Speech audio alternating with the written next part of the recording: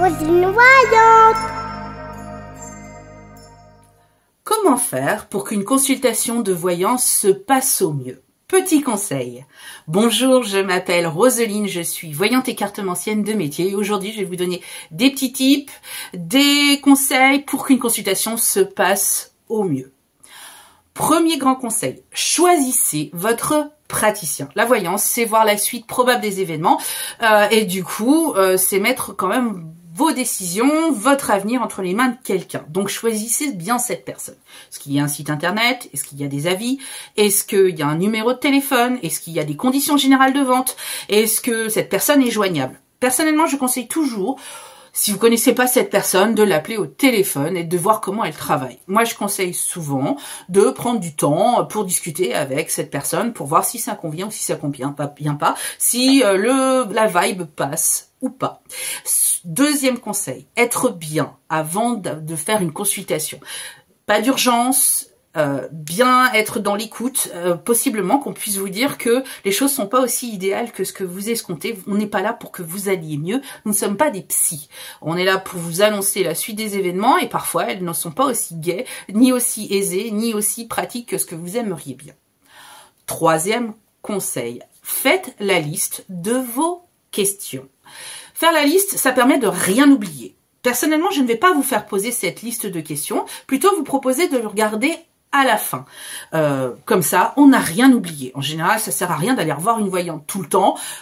Du coup, faut pas louper son rendez-vous et préparer sa liste de questions. C'est un petit peu comme si vous prépariez la liste, enfin votre liste de courses.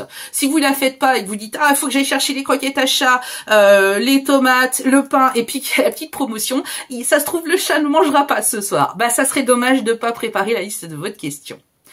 Quatrième point important, lorsque vous êtes devant votre consultant, de votre praticien, ne pas trop déballer d'informations. En fait, il risque de vous poser des questions sur quel est votre prénom, votre date de naissance, où est-ce que vous habitez. C'est généralement ce genre de choses que je demande. Mais je vais pas vous demander de poser tout de suite vos questions. En général, c'est l'inverse même. Je fais un tirage pour savoir qui vous êtes. Je raconte votre vie, amour, argent, travail, famille, où vous en êtes aussi émotionnellement, et puis la maison, et puis la famille, et puis toutes ces informations. Je décris votre vie, passé, présent. Si ça marche pas, je m'arrête là et je rembourse. Essayez d'avoir une attitude le plus ouverte possible, ne pas déballer tout, ça veut pas dire d'attendre que les choses arrivent et qu'on ne sorte rien et qu'on bloque ses mains comme ça à rien écouter. C'est aussi un échange et d'essayer de voir où veut en venir le praticien. Posez vos questions en disant parfois je n'ai pas compris ce que vous me dites. Ça peut arriver et je préfère qu'on le dise comme ça.